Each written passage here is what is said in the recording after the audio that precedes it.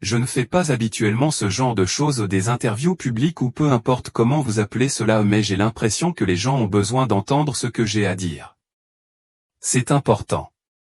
Ma fille, Émilie, est juste une enfant ordinaire. Elle a 10 ans, est scolarisée à la maison et adore la peinture.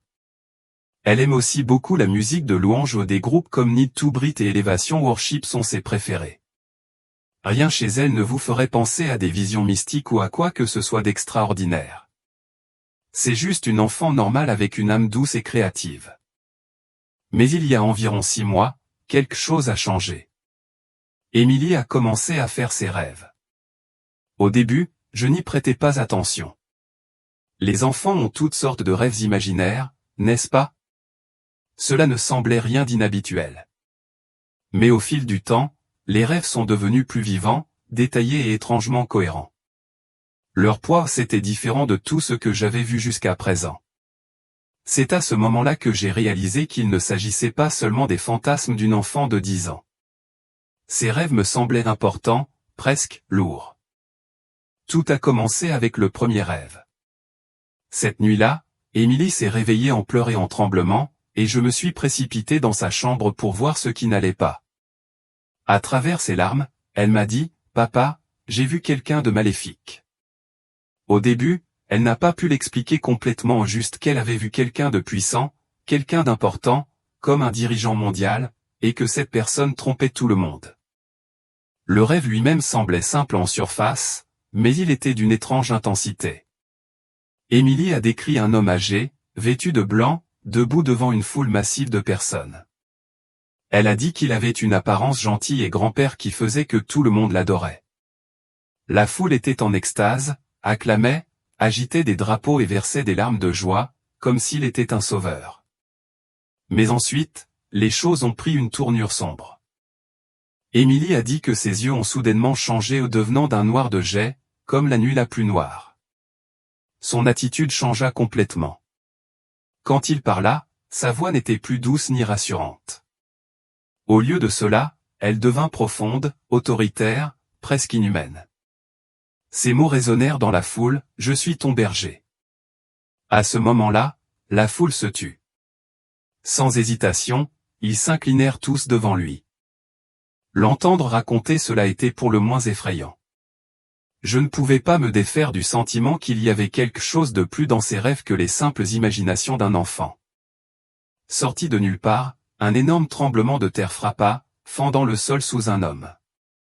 Le feu jaillit de la fissure, brûlant férocement, mais l'homme se tenait là, imperturbable, souriant comme si les flammes ne signifiaient rien pour lui.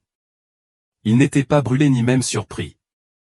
Lentement, il commença à marcher vers elle, ses mouvements délibérés et calmes. C'est à ce moment-là qu'elle se réveilla en sursaut, hurlant de terreur. Quand j'ai demandé à Émilie si elle reconnaissait l'homme de son rêve, elle a d'abord dit non.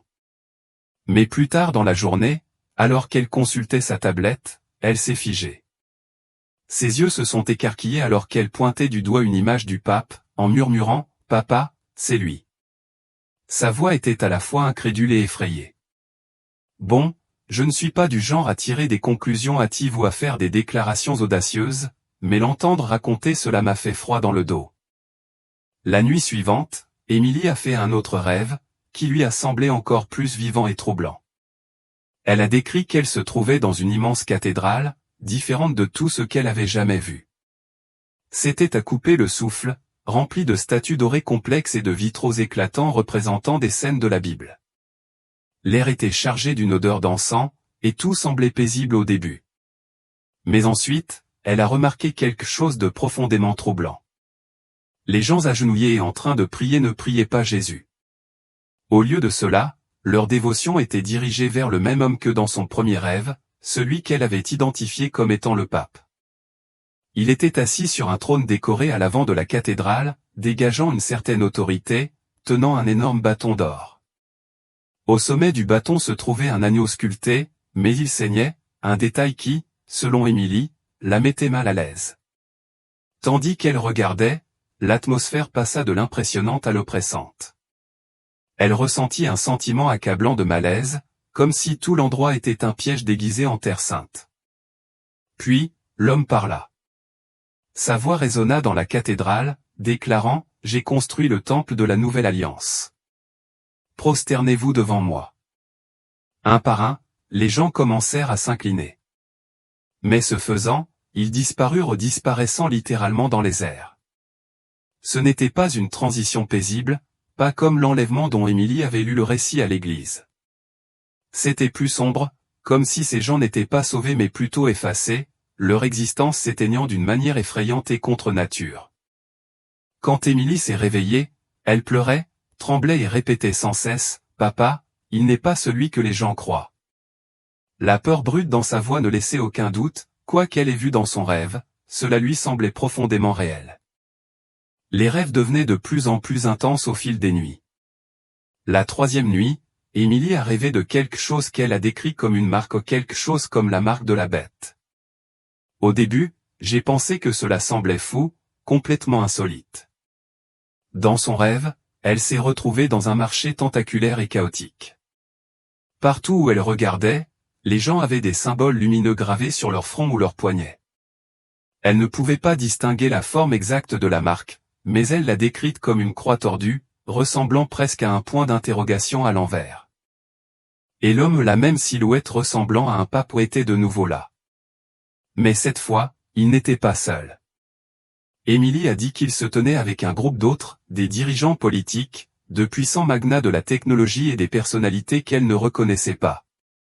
L'un d'eux, m'a-t-elle dit, lui rappelait Iron Man, même si je ne sais pas exactement ce qu'elle entendait par là. Ensemble, ils faisaient la promotion de cette marque, la qualifiant de symbole d'unité, de paix et de progrès. Émilie a dit que la foule semblait hypnotisée, formant de longues files pour recevoir la marque comme si elle était sous l'effet d'un sort. Mais tout le monde n'a pas obéi. Elle a vu des gens qui refusaient ou ceux qui résistaient à la marque ou être saisis par des silhouettes sombres et ombragées, vêtues de robes noires. Ces personnes ont été traînées au loin, disparaissant dans la foule.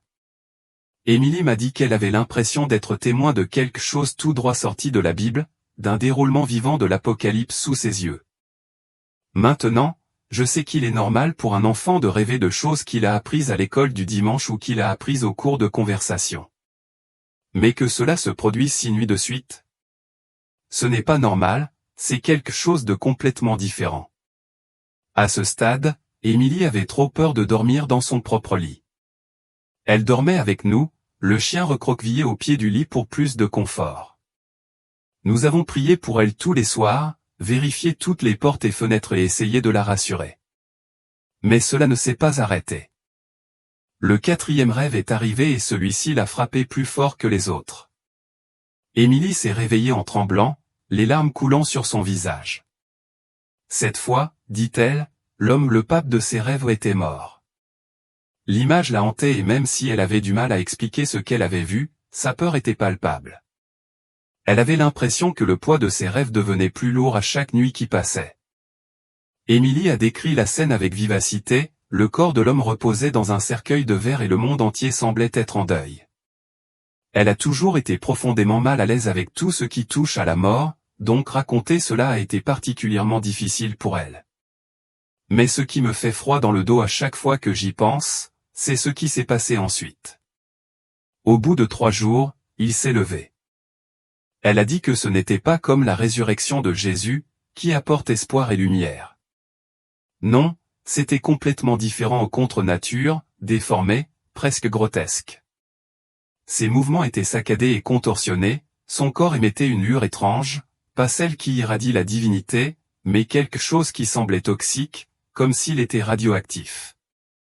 Émilie a dit qu'elle entendait des cliquetis intenses résonner autour d'elle, mécaniques et aigus, comme un compteur Geiger. Je ne pouvais m'empêcher de me demander si cela avait quelque chose à voir avec la guerre nucléaire ou les radiations, mais c'était son rêve, pas le mien. Lorsque la silhouette ressuscitée s'est enfin relevée, il a ouvert la bouche et quelque chose de terrifiant s'est produit. Une lumière noire a émergé, coupant l'air comme un sabre laser, comme l'a décrit Émilie. Il s'est déclaré le sauveur du monde, en disant « Les anciennes méthodes sont passées. Je suis la lumière maintenant. » Et les gens l'ont cru. Ce qui l'a le plus horrifié, c'est la rapidité avec laquelle ils semblaient oublier tout ce qu'ils avaient toujours su de Jésus, abandonnant leur foi pour suivre cet homme à la place. Elle ne comprenait pas pourquoi ils faisaient une chose pareille, pourquoi ils étaient si facilement trompés. Émilie n'est pas du genre à exagérer ou à inventer des histoires. Elle fuit l'attention et n'a jamais été du genre à rechercher la vedette. C'est pourquoi, lorsqu'elle s'est manifestée pour partager ses rêves, j'ai su qu'elle ne les inventait pas. Ma femme pense que j'y réfléchis trop, mais je ne peux pas me défaire du sentiment qu'il s'agit de plus qu'une simple série de cauchemars. Cela ressemble à un avertissement. Le 5e rêve était tout aussi troublant. Encore une fois, Émilie l'a fait alors qu'elle dormait dans notre lit, cherchant du réconfort dans les visions étranges qui hantent ses nuits. Elle a dit que ce rêve ne concernait pas une personne mais un concept, le contrôle. Elle a décrit le sentiment d'étouffement tout au long du rêve, comme si une force invisible la pressait, la gardant immobile. Elle a vu une carte du monde, mais elle ne ressemblait à aucune carte que nous ayons jamais connue. Les pays étaient divisés en 10 sections, chacune dirigée par un roi. Ces rois ne gouvernaient pas de manière indépendante, ils répondaient directement au pape, qui s'appelait lui-même quelque chose qu'Émilie avait du mal à prononcer. Elle a dit que cela ressemblait à « le super berger », mais je pense qu'elle voulait dire le berger suprême. Le récit d'Émilie de ses rêves me laisse avec plus de questions que de réponses. S'il signifie quelque chose, je ne sais pas quoi, mais je ne peux m'empêcher de penser qu'ils essaient de nous dire quelque chose à laquelle nous devons prêter attention avant qu'il ne soit trop tard. Les rêves d'Émilie ont pris une tournure encore plus sombre lorsqu'elle a décrit un monde entièrement sous le contrôle de cet homme. Elle a dit que les gens n'étaient pas autorisés à voyager, à travailler ou même à acheter de la nourriture sans autorisation explicite. C'était comme si le monde entier était écrasé sous son règne oppressif. Ceux qui résistaient? Elle a hésité à le dire franchement, mais on aurait dit qu'ils avaient été tués. Mais le plus effrayant pour elle, c'était ce qui était arrivé à la Bible. Elle l'a vue être interdite, et quiconque était pris en possession d'une Bible était arrêté sur place. Les Bibles n'ont pas été simplement confisquées ou elles ont été brûlées et réduites en cendres. Émilie a déclaré que cela lui avait brisé le cœur et que, même si elle était reconnaissante que son rêve lui est épargné de voir des gens brûlés, la perte de la parole de Dieu l'avait ébranlé. Tout cela ne ressemble-t-il pas à quelque chose qui sort tout droit de l'école du dimanche? Je peux comprendre que quelqu'un puisse penser cela. Mais ce qui continue de me ronger, c'est l'intensité et la répétition de ces rêves. 6 nuits d'affilée. Et ce dernier rêve était le plus terrifiant de tous. Émilie se retrouva debout sur une colline, regardant en contrebas un immense champ de bataille. 2 armées s'affrontaient. D'un côté se trouvaient le pape et ses partisans, une force de ténèbres écrasante. De l'autre côté se tenaient des gens tenant des croix et agitant des bannières ornées de versets de la Bible. C'était un affrontement de croyances, une guerre spirituelle qui prenait vie. Alors qu'elle regardait, le ciel devint noir et le feu commença à pleuvoir, engloutissant le champ de bataille dans le chaos. La silhouette du pape leva la main, ordonnant à des créatures de surgir de la terre des serpents avec des ailes, tordus et menaçants. Ces bêtes se lancèrent sur le camp opposé, déchirant les lignes de ceux qui résistaient. Émilie a dit que tout espoir semblait perdu, que les forces de la lumière étaient sur le point d'être complètement submergées. Mais ensuite, au moment le plus sombre, elle a vu une silhouette en blanc sur un cheval descendre du ciel. Elle n'avait pas besoin qu'on lui dise qui c'était, elle savait dans son cœur que c'était Jésus. Il a levé une épée brillante très haut dans les airs, et d'un seul coup puissant, la bataille a pris fin en un instant. L'obscurité s'est enfuie et les créatures ont disparu comme si elles n'avaient jamais existé. Émilie s'est réveillée en tremblant mais aussi avec un étrange sentiment de paix. Elle a dit qu'elle avait l'impression qu'on lui avait donné un dernier message, reste fidèle, reste vrai. Peu importe à quel point les choses peuvent paraître sombres, la victoire a déjà été remportée. L'entendre raconter cela m'a donné des frissons. Je ne sais pas ce que signifient ces rêves s'ils sont un avertissement, le reflet de ses peurs ou quelque chose de plus profond. Mais une chose est sûre, Émilie croit chaque mot, et sa conviction a laissé une marque sur moi que je ne peux ignorer. Vos mots résonnent profondément et je ressens le poids de ce que vous partagez. Entendre les rêves d'Émilie m'a brisé le cœur, mais ce dernier message, l'assurance que la victoire est déjà gagnée, a offert une lueur d'espoir au milieu de l'obscurité. Après qu'elle a terminé, je me suis assis en silence, laissant l'énormité de tout cela s'installer entre nous. Les rêves n'étaient pas seulement troublants, ils portaient une urgence, presque comme un appel à l'action. Mais un appel à quoi? C'est la partie que j'essaie encore de comprendre. Je lui ai dit que je serais honnête avec elle. Ces rêves m'ont ébranlé, moi qui suis un homme adulte qui a lu l'Apocalypse plus de fois que je ne peux en compter. Ayant grandi dans l'Église, j'ai toujours pensé à ces passages comme des idées lointaines et abstraites, quelque chose à discuter dans l'étude de la Bible ou dans les sermons. Mais entendre Émilie décrire ces visions me donne l'impression que c'est immédiat, comme si les pages de l'Écriture se déroulaient ici même dans ma propre maison, à travers mon propre enfant. Cette prise de conscience est à la fois humiliante et terrifiante. Voilà le problème, je ne pense pas qu'Émilie invente tout ça. Elle n'est pas le genre d'enfant à inventer des histoires, surtout pas celle-là. En fait, elle n'aime même pas en parler. Elle dit que ses rêves lui semblent trop lourds, trop réels, et je peux le voir dans ses yeux la peur, le poids de tout cela. Et honnêtement, ça me fait peur de répéter ce qu'elle a partagé. Mais plus j'y pense, plus ça concorde. Si vous regardez ce que disent les Écritures à propos de l'Antéchrist, des faux prophètes et de ceux qui viennent au nom de la paix mais apportent la destruction, cela correspond aux détails de ses rêves. Je sais que cela peut paraître étrange pour certains. Certains pourraient penser que nous réagissons de manière excessive, ou pire, que nous perdons la tête. Mais la Bible nous met en garde contre la puissance de la tromperie dans les derniers jours. Elle dit que même les élus pourraient être égarés.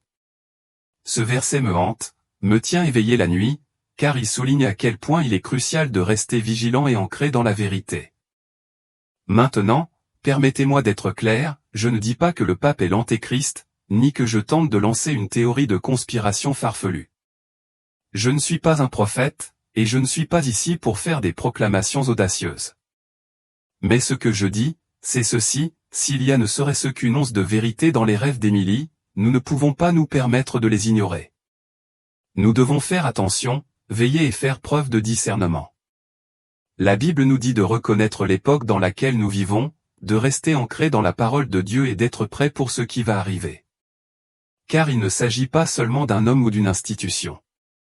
Il s'agit d'un esprit de tromperie qui est déjà à l'œuvre dans le monde, un esprit qui cherche à éloigner les gens de la vérité. Et je vais vous dire autre chose, ces rêves m'ont changé. Ils ont changé ma façon de voir les choses, notre politique, nos églises, la culture qui nous entoure. Ils ont même changé ma façon de prier.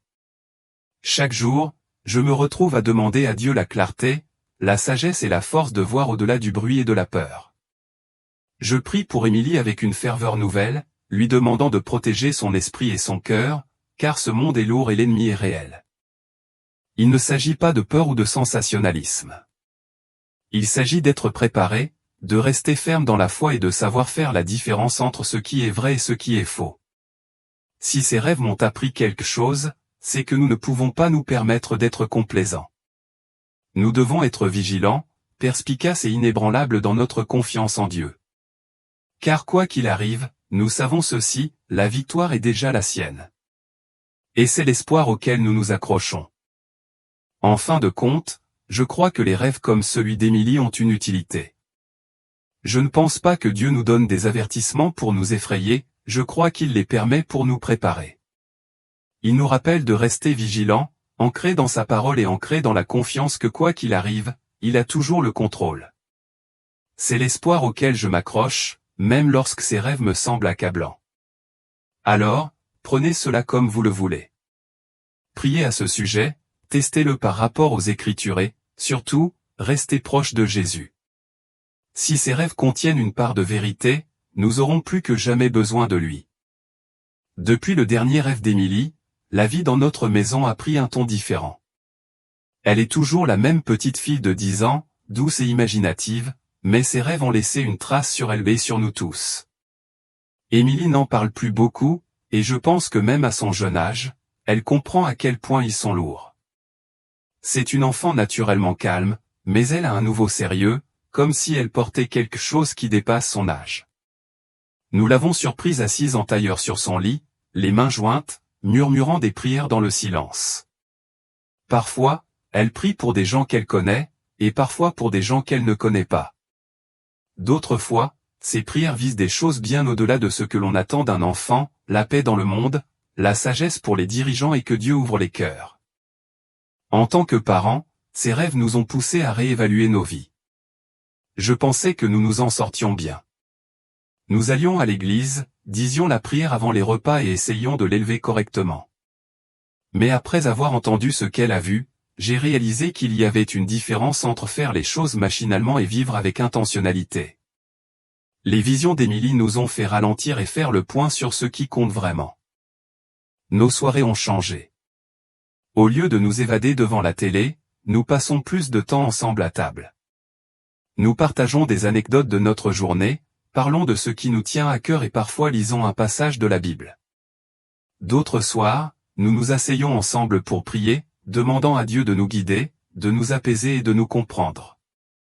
Ce n'est pas comme si nous étions devenus la famille spirituelle parfaite du jour au lendemain, nous sommes encore en train de comprendre les choses, nous trébuchons encore en chemin.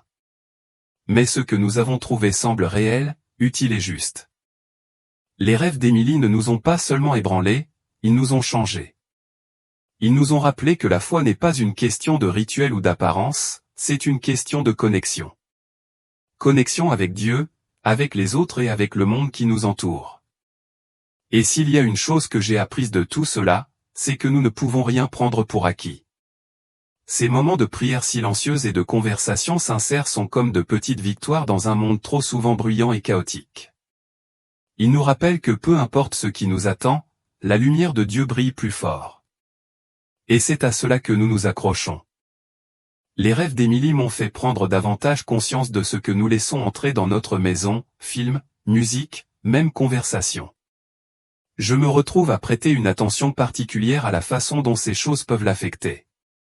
Je ne veux pas qu'elle soit accablée par des choses qu'elle n'est pas censée porter, mais je veux aussi qu'elle reste enracinée dans la présence de Dieu. C'est un équilibre délicat, mais nous faisons de notre mieux. Certains de nos amis et membres de notre famille pensent que nous l'avons perdu. Ils ne le disent pas ouvertement, mais on sent leur scepticisme dans la façon dont ils réagissent. Des commentaires comme « Les enfants ont une imagination débordante » ou « Peut-être qu'elle a juste fait quelques mauvais rêves » sont le genre de choses que nous entendons. Et je comprends. Si je n'avais pas vu les changements chez elle, j'aurais peut-être ressenti la même chose. Mais la façon dont Émilie parle de ses rêves, la clarté de sa voix quand elle les raconte, c'est difficile à ignorer. Cela semble trop réel pour être ignoré. J'ai passé beaucoup de temps en prière depuis le début de tout cela, demandant à Dieu pourquoi Émilie a été choisie pour voir ces choses. Pourquoi pas moi? Pourquoi pas sa mère? Pourquoi une fille de 10 ans? La seule réponse à laquelle je reviens sans cesse est la suivante, peut-être qu'Émilie est censée être un signal d'alarme, pas seulement pour notre famille, mais pour quiconque est prêt à l'écouter. Ces rêves ne sont pas seulement des avertissements, ce sont des invitations à réfléchir, à nous réveiller et à être plus intentionnels dans notre vie et notre foi. Depuis ces rêves, Émilie n'en parle plus beaucoup, et nous ne la poussons pas à le faire. Nous voulons qu'elle ait une enfance normale, qu'elle apprécie d'être une enfant. Mais même dans les plus petites choses qu'elle fait, il est clair que sa foi s'est approfondie. Ce ne sont pas toujours de grands gestes, mais parfois de petites choses discrètes. Elle laisse des post-TS avec des versets bibliques sur le bureau de ses amis à l'école, où elle nous demande de prier pour quelqu'un qui traverse une période difficile. Ces gestes peuvent sembler anodins aux yeux des autres, mais pour nous, ils témoignent de la façon dont son cœur a été transformé. Sa foi n'est plus seulement quelque chose que nous lui enseignons, elle devient quelque chose qu'elle possède, quelque chose qui grandit et mûrit en elle. Et même si cela peut être subtil, le changement est indéniable. Nous apprenons tous d'elle, d'une manière à laquelle nous ne nous attendions pas. Dans un monde qui semble souvent accablant, la foi d'Émilie est un rappel discret et puissant que même au milieu des ténèbres, Dieu est toujours à l'œuvre. Et cela, en soi, est un réconfort. Nous parcourons toujours ce chemin en famille, en essayant de le comprendre ensemble, mais nous savons que nous ne marchons pas seuls. Dieu est avec nous, et les rêves d'Émilie en sont la preuve. Pour ma part, tout semble différent maintenant. Je pensais que toutes ces prophéties de la fin des temps étaient quelque chose de lointain, quelque chose qui ne nous affecterait pas de sitôt, mais après tout ce que nous avons vécu, je n'en suis plus si sûr. Les rêves d'Émilie ne nous ont pas donné de calendrier précis, mais ils ont clairement fait comprendre une chose, nous devons être prêts. Nous devons vivre en sachant que le temps presse, car c'est le cas. Nous ne savons pas ce que l'avenir nous réserve, mais nous ne pouvons pas nous permettre d'être complaisants. Notre famille n'est pas parfaite et nous sommes encore en train de réfléchir, mais ces rêves ont fait naître quelque chose en nous. Ils nous ont rappelé de nous concentrer sur les choses qui comptent vraiment, la foi, la famille et une façon de vivre qui honore Dieu. Si vous entendez cela, j'espère que quelque chose résonne en vous. Priez davantage. Aimez davantage votre famille. Faites attention à ce qui se passe autour de vous. Et surtout, restez proche de Dieu. Aucun d'entre nous ne sait combien de temps il nous reste, mais nous pouvons avoir confiance qu'il nous guidera dans tout ce qui nous attend. C'est l'ancre à laquelle ma famille s'accroche, et j'espère que ce sera la vôtre aussi. Bon, c'est tout ce que j'ai pour l'instant. Merci d'avoir pris le temps de m'écouter.